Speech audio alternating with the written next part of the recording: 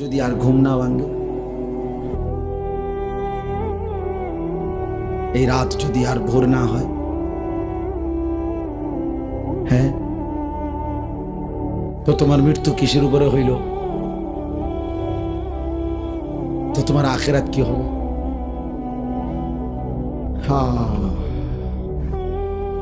আমার একজন আপনজন এরকম, উনি ভালো মানুষ ছিলেন, কিন্তু এই রাত্রিবেলা দরজা বন্ধ কইরা, লাইট বন্ধ কইরা স্বাভাবিকভাবে ঘুমাইছেন। সকালবেলা দরজা খুইলা ভাঙ্গা দেখছে উনি ঘুমের মধ্যেই মরে আছে। এমনি ছাড়াও কোনোদিন কোনো দুশ্মনের আঘাতে, মিজাইলে, এরকম কত ফিলিস্তিনি বাচ্চা, কত গাজার বাচ্চা, গাজার মা, গাজার বোন, কত ইমানদার ঘুমের মধ্যে বোমার আঘাতে, মিজাইলের আঘাতে উড়ে যায় না? কথা বলে না? তেমন আর কারো উপরে হইতে পারে না। এজন্য বন্ধুদের খপ্পরে পড়ে নষ্ট হইও না বাপ। অসৎ বন্ধু, অসৎ বন্ধু তোমারে হাসি দিয়া দুর্বল করে দিবে। অসৎ বন্ধুর খপ্পরে নষ্ট হইও না। সমবয়সী সব সময় দুষ্ট হয়, অধিকাংশ। সমবয়সী যদি চরিত্রহীন হয়, ওর বন্ধুত্ব বিষের চাইতেও ক্ষতিকর। তোমার সামান্য আর কি, ওই যদি বেনামাজি হয়, ওই যদি চরিত্রহীন হয়, লম্পট হয়, তাহলে ও তোমারে শেষ করে দিবে। ও তোমারে শেষ পর্যন্ত নারীর ফাঁদে, মদের ফাঁদে, জুয়ার ফাঁদে ঢুকাইয়াই ছাড়। তোমারে চরিত্রহীন বানাবেই বানা, কারণ শয়তান তার সাথে সওয়ার থাকে। এজন্য কোরআনুল কারীমের মধ্যে আছে একেবারে স্পষ্ট, কোরআন শরীফের আয়াত, কিয়ামতের দিন নাফরমান পাপী নিজের আঙ্গুল নিজের দাঁত দিয়ে এরকম কামড়াইতে কামড়াইতে বলবে, ইয়া লাইতানি লাম আত্তাখিজ ফুলানান খলিলা, হায় আফসোস আমি যদি তাকে বন্ধু না বানাইতাম, যে আমাকে মন্দ পথে নিছে, যে আমাকে অসৎ রাস্তা নিছে। কোনো মদখোর নিজের থেকে শুরু করেন, একজনও না তাকে কোনো বন্ধু মদের আড্ডায় নিছে। কোনো জুয়ারি, যারা জুয়া খায়, জুয়া খেলে, অনলাইনে এখন অনেক যুবক মোবাইলে জুয়া খেলে, হাজার হাজার টাকা, হায় বাবার হাজার হাজার টাকা, বাবারও শেষ পর্যন্ত ফকির বানায়, ওই অসৎ নিজেও শেষ পর্যন্ত ফকির হয়েছে। এই ছেলেকেও কোনো অসৎ বন্ধু জুয়ার আড্ডায় নিয়ে গেছে, কোনো নারীর আড্ডায়, কোনো হারাম মেয়ের সাথে সম্পর্ক করে দিছে কোনো অসৎ বন্ধু। এজন্য মনে রাখ বাবা, যেই মেয়ে, যেই নারী বিবাহ বহির্ভূত সম্পর্ক করে, ও অসৎ, ও চরিত্রহীন। যদি বোরকা না, একবারে লেফ কম্বলও গাও দেয়, আর কোন ছেলের সাথে বিবাহ বহির্ভূত কোনো সম্পর্ক করে, ওই নষ্টা নারী, ও অপবিত্র নারী, ও চরিত্রহীন নারী। বিবাহ বহির্ভূত কোনো প্রেম হয় না, বিবাহ বহির্ভূত কোনো ভালোবাসা হয় না, ভালোবাসা বিবাহ বহির্ভূত হতেই পারে না। বিবাহ বহির্ভূত জিনা, বিবাহ বহির্ভূত ব্যভিচার, বিবাহ বহির্ভূত সকল সম্পর্ক জিনা, জিনা, ব্যভিচার, লম্পট, লাম্পট্য, এটা অসভ্যতা, চরিত্রহীনতা, বেহায়াপনা, বেলেল্লাপনা। ওই মানুষ কষ্ট পাবে। আমার নাম আনিসুর রহমান, আমি বলে দিলাম, হে নওজোয়ান, ছেলে, তোমরা এই জায়গার ছেলেরা কথা কইও না, আব্বা চলে যাও, নাই তো দোস্ত উঠে চলে যাও, কোনো আপত্তি নাই আমার, আমি কোনো ভোট চাচ্ছি না তোমার কাছে, খামখেয়ালি করো না। তোমার মতো দু চারজন ফালতু না বসলে কিচ্ছু হবে না, সাবধান। আমি খামখেয়ালি পছন্দ করি না, আমি কোনো ভোট চাইতে আসি নাই। শ্রোতা আমি কখনোই গুনি না যে মানুষ কয়জন, সংখ্যা গুনার কোনো দরকার নেই আমার। এজন্য দয়া করে আমি অনুরোধ করছি, প্রত্যেকটা ছেলে, একটা ছেলেই মনে করো বাপ, তুমি ফিরে আসো, তুমি কোন হারাম নারীর খপ্পরে পড়ো না, ও তোমারে শেষ করে দিবে, ও তোমার শেষ করে দিবে। এই পৃথিবীতে কখনোই, কখনোই এই পৃথিবীতে হারাম সম্পর্কের পরে বিবাহিত সম্পর্ক সুখের হয় না, পৃথিবীর ইতিহাসে নাই। নয়তো সুন্দরী রূপসী, পরমা সুন্দরী রূপসী নর্তকী নায়িকা, তার কেন 10 বার বিয়ে হয়? বেটির সমস্যা কি? তা হ্যাঁ, বেটির সমস্যাটা কি? এ বুড়িকা বছরের এই মাথায় বিয়ে করে? হ্যাঁ বলো না ভাই, বেটির সমস্যা কি? বুঝা গেল ঠিক ঠকায়।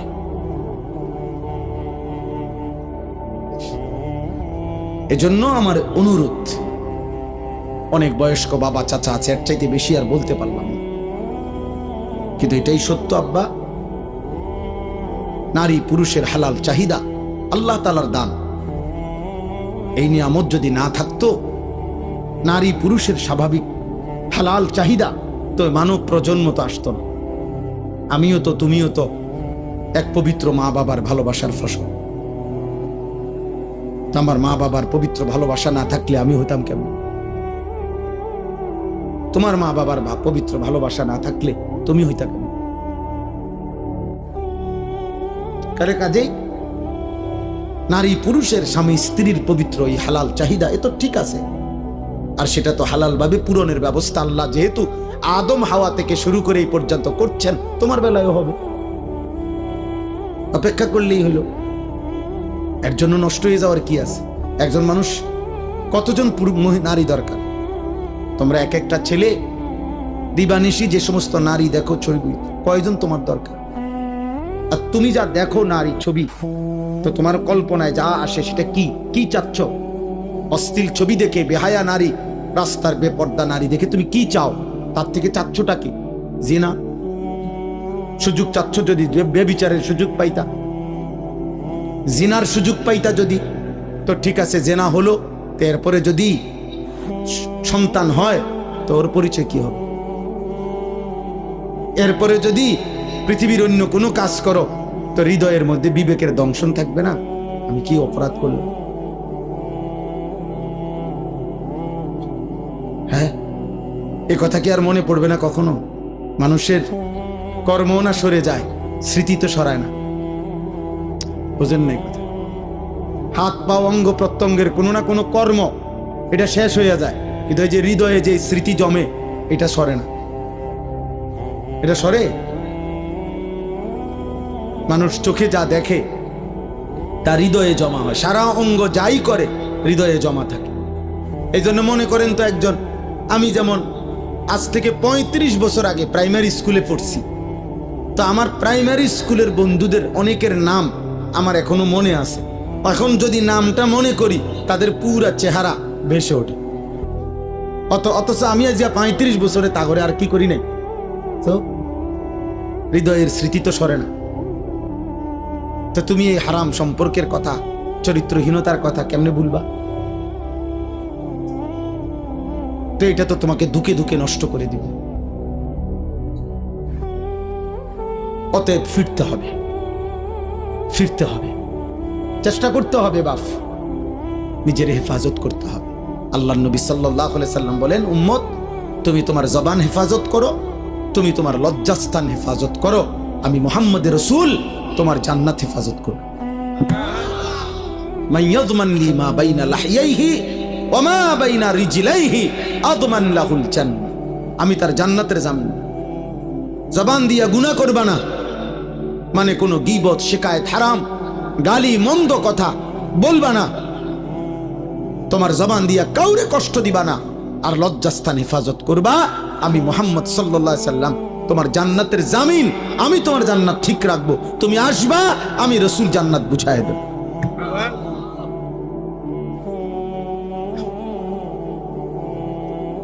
আল্লাহ তাআলা আমাদেরকে তৌফিক দান করেন।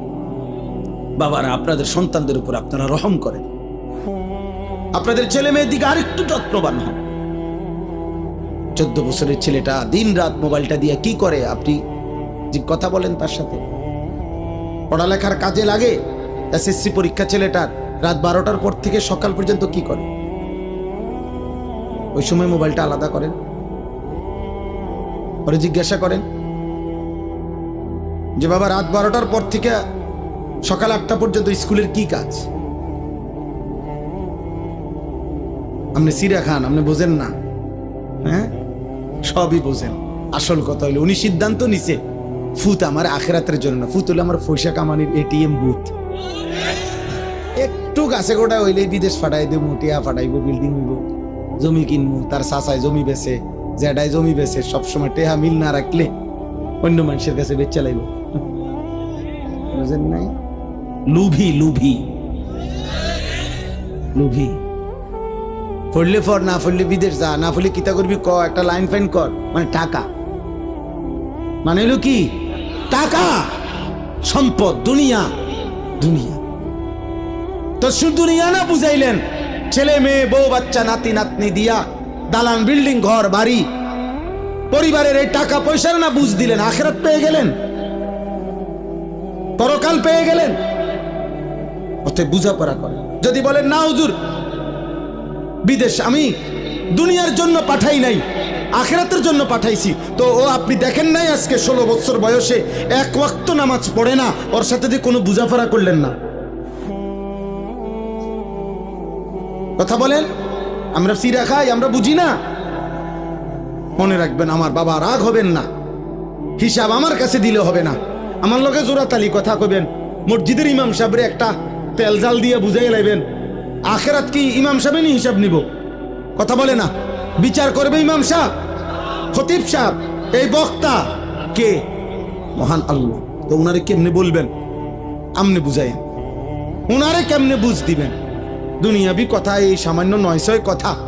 অনেক বয়স্ক লোক আছে, হ্যাঁ হুজুর বন্ধ বালা বালা কথা বুঝি তো কইলে তো বালা ছিল, মানলে তো বালা ছিল, হ্যাঁ মানলে পারি না, আসলে কিতা করতাম, যায় জামেলা একেবারে বেশি বেজাল হুজুর। থাক, কিছু মনে করেন না, আলাপ করেন আপনি মস্কারি। হ্যাঁ আখেরাত আপনি মস্কারি মনে করছেন চাচা, আপনি ইমাম সাহেবের ফেরেশতা এক কথা মনে করছেন।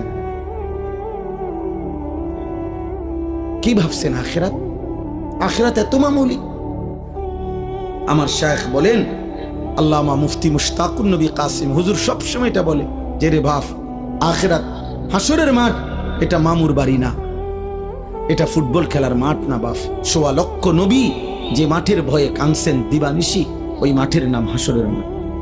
সমস্ত আউলিয়া সাহাবা বুজুর্গ উলামা আতকিয়া যুগে যুগে আল্লাহর যত প্রিয় বান্দা ছিল, চোখের পানি ফেলেই প্রিয় বান্দা হইছে। আল্লাহর যত নেক বান্দা ছিল, রাতের অন্ধকারে একাকী কাঁদা কাঁদাই আল্লাহর প্রিয় বান্দা, যে মাওলা আমার আখিরাতে কি হবে, মা আমার আখিরাতে কি? হযরত সালমান ফারসি তাফসীরের মধ্যে আছে, আল্লাহ তাআলা যেদিন কোরআনের আয়াত নাজিল করছেন, ওয়াকুদুহান নাস ওয়াল হিজারা, জাহান্নামের আগুনের লাকড়ি হবে মাটি এবং পাথর, মানুষ এবং পাথর, এই মানুষ হবে লাকড়ি। এই আয়াত যেদিন নাজিল হয়েছে, তাফসীরে আছে হযরত সালমান ফারসি 3 দিন লাগাতার কাঁদছে, আর এক কথাই বলছে, মাওলা আমি যদি জাহান্নামের লাকড়ি হই, আমি কেমনে জ্বলবো, আমার কি হবে, আমার কি হবে, আমার কি হবে। 3 দিন পরে নবীজি শুনে সালমান ফারসিকে সান্ত্বনা দিয়ে বলছে, সালমান তুমি কেঁদো না, আমি মুহাম্মদ সাল্লাল্লাহু আলাইহি সাল্লাম, আমি সাক্ষ্য দিচ্ছি জান্নাত তোমার জন্য অপেক্ষা করছে। এই ছিল সাহাবাদের আখিরাতের। অতএব সবাই ভাবেন, অভিভাবক যারা আছেন একটু সচেতন হন। আমরা মুসলিম অভিভাবক, আপনি শুধু বাবা মা না, আপনি মুসলমান মা বাবা। মুসলিম মা বাবার দায়িত্ব ঈমান, আমল, আখলাক, বিবি বাচ্চার চরিত্র। আপনি কাঁদেন, আপনি ফজরের নামাজের সময় দাঁড়ায় থাকেন, আপনার স্ত্রীকে উঠান, আপনার ছেলে মেয়েকে উঠান, প্রয়োজনে পানির ছিটা ফাটা দেন, প্রয়োজনে যুদ্ধ করেন, প্রয়োজনে কষ্ট করেন, গালি শুনেন, দমক শুনেন। বাচ্চা নারাজ হবে, কি হয়েছে নারাজ হইল? 16 বছরের ছেলে আপনার উপরে নারাজ হইয়া কি করবো? আপনার কোপ দিয়ে হালাই দিব, তাইলে 16 বছরের এই নাফরমান রাগ করলে করবেটা কি? ও বাড়ির থেকে বাইরে যাবো, তোরে বের করে দেন, যা বেটা নাফরমান বেটা, তুই যেহেতু আমার আল্লাহর দুশ্মন, তুই যেহেতু আমার মালিককে সাজদা করতে চাস না, তোর মতো গাদ্দারের ঘর আমি করব কেন বেটা? তোর মতো নাফরমানের জন্য আমি পয়সা রোজগার করব কেন বেটা, বাইরে বেটা তুই। আপনি দেখেন না বাইরে কি হইছে, আপনি মরে যাবেন ঠিক মতো শেষ বয়সে 3 বেলা খানা পাইলে কেউ মরে না। কথা বলে না কেন? ঠিক মতো ভাত খাইলে বুড়া মানুষ মরে না, বিল্ডিং হইলে আর বুড়া মানুষ মরে না, ফুট 3 জন বিদেশ গেলে বুড়া মানুষ আর মরে না, বাড়িতে কোনো অভাব না থাকলে বুড়া মানুষ আর মরে না। তো এবারটা মরে কা? আপনি মরেন কা? আপনার তো কোনো অভাব নাই, আপনি মরছেন কিতেন? আপনার না 3 ফুট বিদেশ, আপনি কা মরলেন? অতএব সাফ সাফ খুব বেশি পেরেশানি আমাদের, আপনাদেরকে কষ্ট দিচ্ছি, বসায় রাখছি। আমার বাবা পেরেশানিটা বেশি। সারা পৃথিবী জুড়ে, সারা দেশ জুড়ে, প্রতি ইঞ্চি মাটিতে ঈমান ইসলামের বিরুদ্ধে, মুসলিম কিশোর যুবক, মুসলিম সম্প্রদায়ের বিরুদ্ধে সকল ধর্মাবলম্বীরা, বিধর্মীরা প্রতিনিয়ত সর্বোচ্চ রকমের ষড়যন্ত্র করছে। আপনারা জানেন না, পাগল হয়ে গেছে বেঈমান। মুসলমানের শেষ ইজ্জত, আব্রু, ধর্ম, সম্ভ্রম, আর শরীরটা তো থাকবে রে বাপ, কিন্তু যদি ঈমান, ইসলাম, আখলাক, চরিত্র, মায়ের সম্ভ্রম, বোনের ইজ্জত, মেয়ের সম্ভ্রম যদি না থাকে, আমার মা, আমার বোন, আমাদের মহল্লার মহিলারা, মায়েরা, বোনেরা যদি তাদের সম্ভ্রমই নষ্ট হয়ে যায়, তাদের পর্দা পুশিদায় যদি উঠে যায়, আমাদের ছেলেরা শত শত হাজার হাজার যুবক যদি নামাজে না পড়ে, আমাদের ইসলাম থাকলো কি? আমরা মুসলিম পরিচয় দিয়ে হলোটা কি আমাদের? খুদা ভাত খানা, দুনিয়া ভোগ করা। তাহলে এই জন্য আমরা বারবার অস্থিরতা প্রকাশ করছি। অভিভাবক শ্রেণী, আপনারা বুঝতে চাস, আপনাদের মেয়েদেরকে বুঝান। কোন মেয়ে যখন বেপর্দা হয়, মনে রাখবেন ও নিজেকে ছোট করে। ও আসলে বাস্তব কথা এটা। কোন মেয়ে যখন বেপর্দা হয়, নিজেকে সে কম দামি বানায় ফেলে। অর্থাৎ সে বলে, বুঝাইতে চায় আমি এতটা ফালতু যে রাস্তার যেই কোনো বেড়াইতের সামনে আমি নিজেকে তুলে দিলাম, যেহেতু আমার কোনো ইজ্জত নাই, সম্মান নাই, আমার দিকে কেউ চায় না, যে আমি খুললা যে কোনো মানুষের সামনে নিজেরে দিলাম, তো নিজেরে একেবারে ছোট করে দিল। আত্মমর্যাদা সম্পূর্ণ নারী তো বলবে, আমি তো পর্দার আড়ালেই থাকবো, আমি তো আড়ালেই গোপনেই থাকবো। তুমি মন চাইলে ফ্যামিলির কাছে প্রস্তাব নিয়ে আসো। হ্যাঁ, হালাল সম্পর্কের মাধ্যমে আসো। এই জন্য বেহায়া নারী মূলত নিজেকে ছোট করে। এই জন্য পৃথিবীর সকল বেপর্দা নারী, বেহায়া নারী, ও মূলত নিজেই নিজেকে ছোট করে। এটাই সত্য কথা। আপনি দেখেন ভাইবা না তো, তুমি কে এত ফালতু মাল হয়ে গেলা, এত কম দামি জিনিস হয়ে গেল যে সবার সামনে পেশ করে দিলা নিজের। কেন? নারী তো সম্ভ্রমের, নারী তো ইজ্জতের, নারী তো মর্যাদার, নারী তো আমার মা হবে, নারী তো আমার বোন হবে, নারী তো আমার কন্যা হবে, নারী তো আমার স্ত্রী হবে। নারী কেন রাস্তার মহিলা হবে কেন? যে নারী বেপর্দা, বেহায়া, তার আর আছে কি? যা ছিল তা তো দেখাইয়ে এলেছে। আছে কি আর বেটা? কিচ্ছু পাইতা না তো। মোবাইলের ওই নর্তকী কিচ্ছু নাই, যা ছিল দেখাইয়ে তোলাইছে, যা তো দেখাইয়েই ফেলছে সে। ওর কাছে তো আর কিছুই নাই, কিছুই না। ভালোবাসা বলতে তো নাই, ভালোবাসা তো সে জনে জনে বিক্রি করে দিছে। তার থেকে তুমি কেমনে ভালোবাসা পাইবা বাবা? আল্লাহ আমাদেরকে হেফাজত করেন, আল্লাহ আমাদের আখলাকের হেফাজত করেন। চলেন এই আয়াতগুলোর তর্জমা বলি, তাহলে আমার কথা শেষ। এই ছোট্ট ছোট্ট কয়েকটা আয়াত পড়ছি আমি, এই আয়াতগুলোর তর্জমা সংক্ষেপে বলি, শুনলেই বুঝবেন। আল্লাহ তাআলা বলেন, আয়াহসাবুনা আন্নামা নুমিদ্দুহুম বিহি মিন মালিন ওয়া বানিন। এই আর 5-7 মিনিট, আমার হিসাব আছে 11:49 বাজে, ইনশাআল্লাহ 12টার ভিতরে শেষ। আল্লাহ তাআলা বলেন, আমি যে কিছু মানুষকে কিছু অর্থ সম্পদ, সন্তানাদি, দুনিয়াবি সম্পদ দিচ্ছি, টাকা পয়সা, ঘর বাড়ি, দালান, বিল্ডিং, জায়গা জমি, ক্ষেত খামার, অর্থ বিত্ত, স্ত্রী সন্তান, পরিবার পরিজন, এই যে দুনিয়ার এগুলো দিলাম। আল্লাহ বলেন, এগুলা পেয়ে আমার কিছু বান্দা ভাবছে নুসারিউ লাহুম ফিল খায়রাত, আমি তাদেরকে কল্যাণের উপরে রাখছি, আমি তাদের উপরে রাজি খুশি হয়ে গেছি। বাল্লা ইয়াশউরুন, আসলে তারা বুঝে নাই যে দুনিয়া যদি আমি কাউকে 1000 বারও দেই, এটা আমার সন্তুষ্টির চিহ্ন না।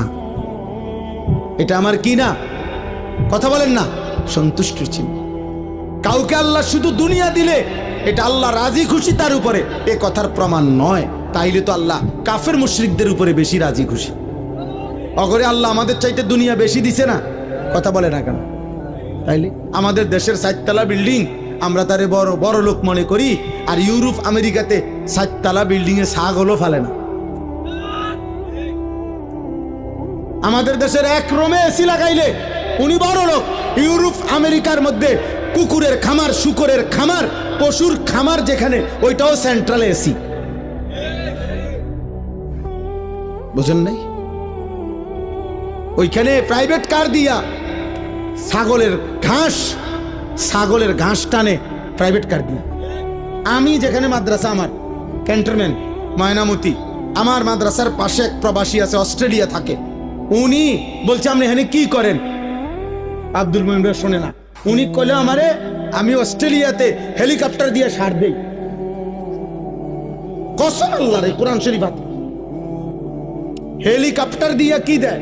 খেতে খেতে, মানে এত বড় প্রজেক্ট এমনি সার দেওয়া সম্ভব না। হেলিকপ্টার দিয়ে কি দেয়? সার দেয়। তো আমরা দেশে কোন বছর হেলিকপ্টার দিয়ে সার দিব? আজকে এখন কত সাল? 2025। একটা আইডিয়া করেন না?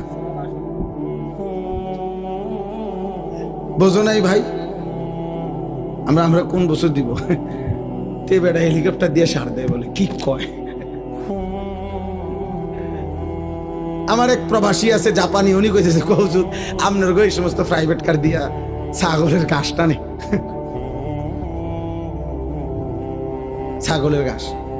আরে দুনিয়া আল্লাহ তাআলা বেঈমানকে বেশি দিবে, এটা আল্লাহর ওয়াদা। ওয়াযারনি ওয়াল মুকাদ্দিবিনা উলিন নি'মাতি ওয়ামাহিলহুম কালিলা। আল্লাহ বলছে কিছু সময়ের জন্য মিথ্যাবাদী নাফরমান পাপীদেরকে দুনিয়া একটু দাও, দেও বান্দা, মাইতো না, দাও। পরে আমি আর 60 বছর একটু কয়টা বাত পাঁচ দেমু, চক্ষুটা বন্ধ হলে আমি বেঈমানকে অনন্তকালের জন্য আর কোনো দিন এক ঢোক পানিও দেব না, এক লোকমা খাবারও দেব।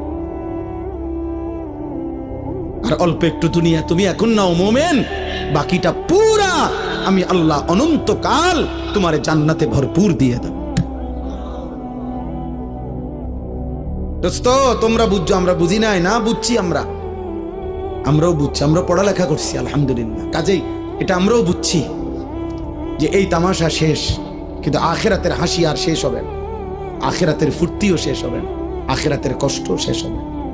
কেউ হাসলে আর কাঁদবে না, কেউ কাঁদলে আর কোনো দিন হাসবে না।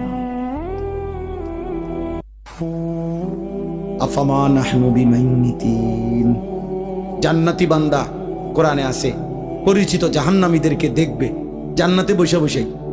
এমন কুদরতি স্ক্রিন সিস্টেম থাকবে যে জান্নাতে বসেই সে জাহান্নামীদের আযাব দেখবে, আর নিজের পরিচিত লোকদেরকে ডেকে বলবে, কি খবর দোস্ত, কি খবর? তাল্লাহি ইন কিত্তা লাতুরদিন। এই বেটা, আল্লাহর কসম যদি তোর ফান্দে পড়তাম আজ তো তোর লগেই থাকতাম। আল্লাহ না রক্ষা করছে। ওয়ালাউলা নি'মাতু রাব্বি, আমার আল্লাহর দয়া যদি না হইতো, লাকুনতু মিনাল মুহতারিন। আগে আমরা 1998 সালে দাখিল পাস করছি আমি, বুঝছেন, এসএসসি। তো আমাগো আমলে স্কুলের এসএসসির রেজাল্ট আগে দিত, আর মাদ্রাসার, আলিয়া মাদ্রাসার দাখিল পরীক্ষার ফলাফল পরে দিত, 20-25 দিন পরে আমাগো সময়। এখন না একসাথে দেয়।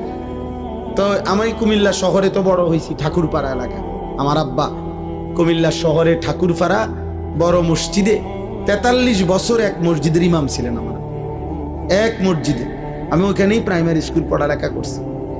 তো আমার সমবয়সী একজন, আমরা 2 জন এলাকায় দাখিল পরীক্ষা দিছি, মানে মাদ্রাসায়, আর বাকি সব ছেলে আমাকে সমবয়সী স্কুলে এসএসসি পরীক্ষা দিছে 98 সালে। তো এসএসসি পরীক্ষার রেজাল্ট যখন দিছে, সব বাসার থেকে আমাদের বাসায় মিষ্টি এনে দিছে ছেলেরা। আব্বা ইমাম সাহেব না, ইমাম সাহেবের বাসায়। তো ওই আমার সাথে যে ছেলে আমগো সাথে দাখিল পরীক্ষার্থী, এই কইলো কি আমারে, ওই দোস্ত হুন, আমরা হুদা দুইজন, পরে কি রেজাল্ট হয় না হয় হইয়া লাভ নাই। আমরা এখন সবাই একটা আনন্দ ফুর্তি করতেছে, চল আমরা দুজন কই যে আমরাও ফার্স্ট ডিভিশন পাইছি, তারার লগে ফুর্তি করি। আমি বলছি ভাই তুই ক, আমি বলতাম না, আমি আমার রেজাল্ট দিলে তখন বলবো, যেদিন আমার রেজাল্ট দেয় সেই দিন। পরে 25-30 দিন পরে আমার রেজাল্ট দিছে মাদ্রাসার 1998 সালে।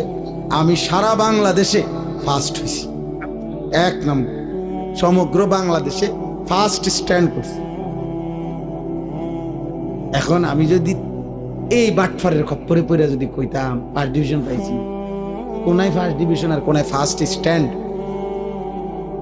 আল্লাহ হেফাজত করছে।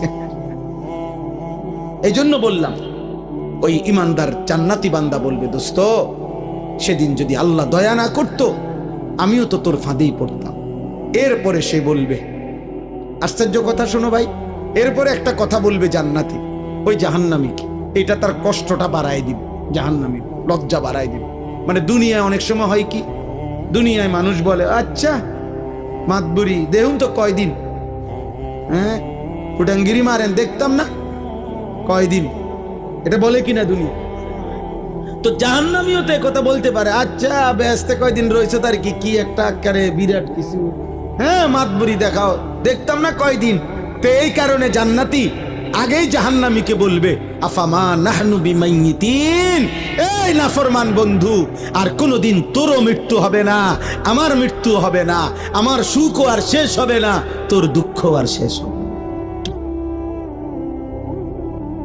অতএব এ কথা ভাবার সুযোগ নাই যে তুমি জান্নাতে থাকবা কয়দিন, আমিও থাকবো অনন্তকাল, তুমিও জাহান্নামে থাকবা অনন্তকাল। আল্লাহ আমাকে মাফ করে দেন। অতএব দুনিয়া পেলে অর্থ সম্পদ মাল দৌলত এটা আল্লাহর সন্তুষ্টি বুঝায় না। আল্লাহর সন্তুষ্টি কি করে না বুঝায়। ভাইয়া দুনিয়া তুমি যত ফুর্তিতেই থাকো, মনে করো তোমার গায়ে একটা কাঁটাও লাগে নাই, এটা কুট করো নাই, তারপরেও এটা সফলতা না। কারণ ফেরাউন 40 বছর তাফসীর আছে, 40 বছর পর্যন্ত ফেরাউন কোনোদিন একটা সর্দি কাশি মাথা ব্যথা একটা হাসিও দেয় না, এত সুখে আছে, এই সুখে থাকলে বুদ্ধি লেগেছে। বুঝেন নাই কথাটা? 40 এরপরে সে বলছে কিরে আমার যেহেতু কোনো রোগ নাই, ব্যারাম নাই, সর্দি নাই, কাশি নাই, তাহলে আমি কোনো মানুষ না, তাহলে তুমি কিতা? আমি খোদা। আল্লাহ কো আচ্ছা মাতবর তুই বালা রাখছি দেখে একের খোদা কইয়া লাইলা, তা তোরে সুবানি দিলাম। খোদারে এমন সুবানি দিছে, খোদার জান শেষ, খোদার লগের গুণেরও কি জান শেষ। নাউজুবিল্লাহ। এজন্য অহংকার করতে নেই। দুনিয়া 1000 বার পেলেও এটা আল্লাহ তাআলার সন্তুষ্টির কোনো প্রমাণ নয়। এবার আল্লাহ বলেন, যদি বলো বান্দা আমি সন্তুষ্টি কিসে, আল্লাহর সন্তুষ্টি কিসে, তা আল্লাহ বলেন ইন্নাল্লাযীনা হুম মিন খাশিয়াতি রাব্বিহিম মুশফিকুন। এই এক, যাদের কলিজার ভিতরে সর্বদা আমি আল্লাহর ভয়, আমার ভয়ে যারা কাঁপতে থাকে হৃদয়ে, তাদের প্রতি আমি সন্তুষ্ট। 2, ওয়াল্লাযীনা হুম বিআয়াতি রাব্বিহিম ইউমিনুন। আমার প্রতিটা আয়াত, আমার প্রতিটা বিধান, আমার কোরআনের প্রতিটা কথার উপরে যে পুরাপুরি মেনে নিচ্ছে, আমি তার প্রতি সন্তুষ্ট। পুরা জীবন যে কোরআন মতে নবীজির সুন্নাহ মতে চালায়। প্রিয় ভাই, প্রিয় বাবা, সবাইকে বলি, যারা নিজেদেরকে দিনদার ভাবেন, যারা নিজেরা মনে করেন যে আল্লাহ খোদা মানেন, নামাজ রোজা করেন, আপনাদেরকেও বলি, এক মুসলমানের জীবন মানেই সুন্নাতওয়ালা জীবন। আল্লাহর সব কথা মানতে হবে নবীর তরিকায়। কথা বলে না? আল্লাহর সব কথা মানতে হবে কার তরিকায়? আল্লাহর সব বিধান মানতে হবে কার তরিকায়? নবীজির তরিকা, সুন্নাত। এটাই ঈমান, এটাই সিস্টেম, এর ব্যতিক্রম কোনো সুযোগ নেই। নামাজ বলেন, ওযু বলেন, গোসল বলেন, রোজা বলেন, যাকাত বলেন, হজ বলেন, জিকির, তেলাওয়াত, পেশাব পায়খানা, রাত্র দিন, আহার নিদ্রা, হাঁটা চলা, ঘর সংসার, বাজার ব্যবসা, লেন দেন, আয় উপার্জন, স্ত্রী সংসার, রাত দিন, একাকী প্রকাশ্য, সকল কিছু এক মোমেন আল্লাহর হুকুম মানবে কার তরিকায়? নবীজির তরিকা। কার তরিকায়? রাসূলুল্লাহ সাল্লাল্লাহু আলাইহি ওয়াসাল্লামের একটা একটা সুন্নাত, ছোট বড় সমস্ত সুন্নাত আপনার জানা দরকার, পড়া দরকার, বুঝা দরকার, মানা দরকার। আমি প্রত্যেক দিন আজকে 2 মাস ইচ্ছা করে নবীজি সাল্লাল্লাহু আলাইহি সাল্লামের সমস্ত সুন্নত ছোট বড় সকল সুন্নত আছে এমন একটা কিতাব বিক্রি করি, মাহফিলে মাহফিলে বিক্রি করি। আমাদের ঢাকা গাজীপুরের বাংলাদেশের একজন বড় বুজুর্গ আল্লাহওয়ালা, অসংখ্য আলেম যার হাতে বায়াত মুরিদ, বড় বড় আলেমের শায়েখ তিনি অধ্যক্ষ মিজানুর রহমান চৌধুরী কাপাসিয়ার হজরত, বাংলাদেশের একজন শীর্ষ বুজুর্গ। উনি প্রায় 600 পৃষ্ঠা ব্যাপী এই কিতাবটা নবীজির সুন্নাতের উপরে, তালিমুস সুন্নাহ, একটা একটা সুন্নত নবীজির, ছোট বড় 23 বছরের যাবতীয় সুন্নত এখানে আছে, প্রামাণ্য দলিল সহ। আপনারা যাওয়ার সময় আমাদের সাদা গাড়িতে বিক্রি করে, যার মন চায় 400 টাকা মূল্যে কিনবেন। ঘরে পড়লে নারী পুরুষ, বাবা চাচা বয়স্ক মহিলা পুরুষ নারী একটা একটা সুন্নত শিখলো, একটা আমলও যদি নতুন করে সুন্নত আপনার জীবনে আসে, তাইলে হাজার রাত হাজার ঘন্টার বেহুদা আমলের চাইতে এক সুন্নত কোটি গুণ দামি বেশি, অনেক দামি, অনেক দাম, অনেক দাম, অনেক দাম। আল্লাহ তাআলা আমাদেরকে তৌফিক দেন। ওয়াল্লাযীনা হুম বিরাব্বিহিম লা ইউশরিকুন, আল্লাহ বলেন কোন অবস্থাতে যারা আমি আল্লাহর সাথে শিরিক করে না, আমি তাদের প্রতি সন্তুষ্ট। সুবহানাল্লাহ। জীবন যার শিরিক মুক্ত, ঈমান যার শিরিক মুক্ত, এগুলোর বিস্তারিত ব্যাখ্যা আছে, আপনি প্রতিনিয়ত জানা দরকার। 1 ঘন্টার ওয়াজ দিয়া পুরা ইসলাম আপনারে বোঝানো সম্ভব। শুধু উৎসাহিত করা যে আরো শিখেন, আরো জানেন, আরো বুঝে নেন, আল্লাহকে মানেন। সিদ্ধান্ত নিলে আল্লাহ সহজ করে। একটা জিনিস মনে রাখবেন, সিদ্ধান্ত কেউ যদি নেয় যে আমি আল্লাহকে মেনে চলবো, আল্লাহ তার জন্য সমস্ত ইন্তজাম সহজ করে দেয়। ওই সাধুয়ানে বইয়া বইয়া বিড়ি খাইতে খাইতে আপনি যদি বলেন হুজুররা কি কমু, এক এক হুজুর এক এক কথা কয়, হ্যাঁ মানে কেউ কইছে আপনার বিড়ি খাইতো, কেউ কইছে বিড়ি খাইয়েন না, ঠিক না? এক এক হুজুর এক এক কথা কয়, মানে তো এইটাই যে এক হুজুর বলছে বিড়ি খাইয়েন, আরেক হুজুরে বলছে বিড়ি খাইয়েন না। এক হুজুরে বলছে টেলিভিশনে প্রত্যেক দিন আপনি টাইম কইরা 3 ঘন্টা কম পক্ষে চা দোকানে আপনি টেলিভিশনে নর্তকীর নাচ দেখবেন, এই কারণে আপনি দেখতেছেন নাকি? তো তাহলে আপনার হুজুরে কি কইছে, কি সমস্যা করছে আপনার হুজুরে? এই যত সব অজুহাত মনে রাখবেন বেআমল লোকের। কাদের? বেআমল, আমল করে না। আমল যে শুরু করে, যে সিদ্ধান্ত নেয় আমি আল্লাহকে মানবো, নবীজির তরিকা মানবো, তো 1 লক্ষ হুজুর 1 লক্ষ কথা বলুক, আপনার মালিক আছে। আল্লাহ বলছে আমি ওয়াদা দিলাম, তুমি গুনাহ ছেড়ে দিবা বলো, আমি ইবাদত করবা বলো, আমি আল্লাহ তোমার অন্তরে ইমানের নূর জ্বালিয়ে দেব। আমি ব্যবস্থা করব। আমি বাবা এই বাজারে, পোদ্দার বাজার, বিশ্ব রোড, এই বাজারের মধ্যে আপনার হাজারো আইটেমের মাছ থাকতে পারে। আমি প্রত্যেকেই আমরা সিদ্ধান্ত নিয়ে চেষ্টা করলে ভালো মাছ খুঁজে পাওয়া সম্ভব, ভালো তরকারি খুঁজে পাওয়া সম্ভব। তো সেটা তো আমি তালাশ করলে খুঁজে পাই দুনিয়াবি জিনিস, আর আল্লাহ তালাশ করলে আল্লাহ তাকে তালাশ করতে দিবে না, আল্লাহ তার জন্য ব্যবস্থা করবে না। এটা কেমনে হয়? কথা বুঝেন নাই? আমি জান্নাত তালাশ করি আর আল্লাহ আমারে জান্নাত পথ দেখাবে না? আল্লাহ আমাদেরকে তৌফিক দেন। ওয়াল্লাযীনা ইউতুনা মা আতাও, আল্লাহ বলেন 4 নম্বরে আমার দেওয়া যাবতীয় নিয়ামত যে আমার পথে ব্যয় করে, শরীর, স্বাস্থ্য, জীবন, যৌবন, সুস্থতা, টাকা পয়সা, অর্থ সম্পদ, ক্ষমতা, স্ত্রী, সন্তান, ছেলে মেয়ে, সবকিছু যা আমি দিছি সব আমার রাস্তায়, আমার পথে, আমার হুকুমে যে ব্যয় করে, আল্লাহ বলেন আমি তার প্রতি সন্তুষ্ট। 4টা হলো আল্লাহর ভয় যার হৃদয়ে, আল্লাহর কথা যে পুরাপুরি মেনে নেয় সুন্নাত মোতাবেক, শিরিক যে করে না, আল্লাহর দেওয়া সমস্ত নিয়ামত আল্লাহর পথে যে ব্যয় করে। সর্বশেষ আল্লাহ বলেন ওয়াকুলুবুহুম ওয়াজিলাতুন আন্নাহুম ইলা রাব্বিহিম রাজিউন, সমস্ত নেক আমল করার পরেও, গুনাহ থেকে বাঁচবার পরেও, শিরিক থেকে মুক্ত থাকার পরেও, সুন্নত আমল করার পরেও আমার বান্দা হৃদয়ে হৃদয়ে ভয় পায় আমারে আল্লাহর সামনে দাঁড়াইতে হবে, হাসরের ময়দানে যেতে হবে, আয় আমার আমল নামা দিবে, মিজানের পাল্লায় আমার আমল ওজন হবে, আমাকে ফুলসিরাত পার হইতে হবে। আহা ওই ঘাটিগুলো জানে আমি পার পাবো কিনা, আমল নামা ডান হাতে মিলবে কিনা, মিজানের পাল্লায় নেকি ভারী হবে কিনা, ফুলসিরাত পার হইতে হবে পারি কিনা, এই ভয় ভয়, এই হৃদয়ে হৃদয়ে ভয়ে ভয়ে যে আল্লাহর বন্দিগি করতে থাকে, হুকুম মানতে থাকে, উলাইকা ইউসারিউনা ফিল খায়রাত। আল্লাহ বলেন আমার এই বান্দারাই আসলে কল্যাণের পথে, নেকির পথে দ্রুত গতিতে এগিয়ে যাচ্ছে। অহুম লাহা সাবিকুন, আর তারা তো জান্নাতের দুয়ারে পৌঁছেই গেছে। এবার খুললেই জান্নাত, খুললেই জান্নাত। ওয়ালা নুকাল্লিফু নাফসান ইল্লা উসআহা। আল্লাহ বলেন, সাধ্যের অতিরিক্ত আমি কারো উপরে কোনো বিধান চাপিয়ে দেই নাই, তোমরা প্রত্যেকেই পারবা বান্দা। জওয়ান বুড়ো, নারী পুরুষ, সুস্থ অসুস্থ, সবল দুর্বল, ধনী গরিব, শিক্ষিত অশিক্ষিত, জওয়ান, সকলেই আমার হুকুম মানতে পারে। তোমার শরীর যেমন, তোমার স্বাস্থ্য যেমন, তোমার পরিবেশ যেমন, তোমার উপার্জন যেমন, আমার বিধানও তেমন। কথা বোঝেন নাই? আমার টাকায় আছে 30,000, তা আমার উপরে হজ ফরজ। কথা বলে, আমি কোনোভাবেই দাঁড়াইয়া থাকতে পারছি না, দাঁড়ানোর মতো ক্ষমতা আমার শরীরে এই মুহূর্তে নাই করেন মনে করেন, তা আমার জন্য দাঁড়িয়ে নামাজ পড়া ফরজ, তাই না? অর্থাৎ তুমি যেমন শরীর স্বাস্থ্য তো আমি দিছি, তো আমি ওই আলোকেই বিধান দিছি, তুমি পারবা। ওয়ালাদাইনা কিতাবুন ইয়ানতিকু বিল হক ওয়াহুম লা ইউজলামুন। আল্লাহ বলেন, সর্বশেষ কথা হলো, তুমি পাত্তা দাও আর না দাও, 24 ঘন্টা তোমার একটা আমলনামা লেখা হচ্ছে, আমার ফেরেশতারা রেডি করছে। হাসরের দিন তোমার আমলনামাই তোমার সামনে কথা বলবে, এক বিন্দু জুলুম হবে না বান্দা। অর্থাৎ সেদিন একটা নেকিও কম হবে না, একটা গুনাহও বেশি হবে না। অতএব তুমি তোমার আমলের আলোকেই আখিরাতের ফয়সালা শুনবা, হয় জান্নাত নয় জাহান্নাম।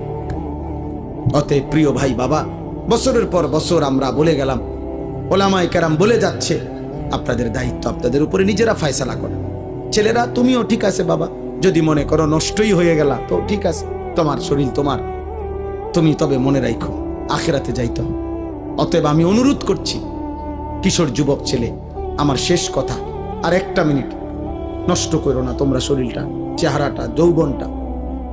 আমার দুইটা ওসিয়ত, যে সমস্ত কিশোর ছেলে কমপক্ষে 30 বছরের নিচে যাদের বয়স, তোমাদের কাছে আমার অনুরোধ ভাই, তোমরা দুইটা কাজ চেষ্টা করো।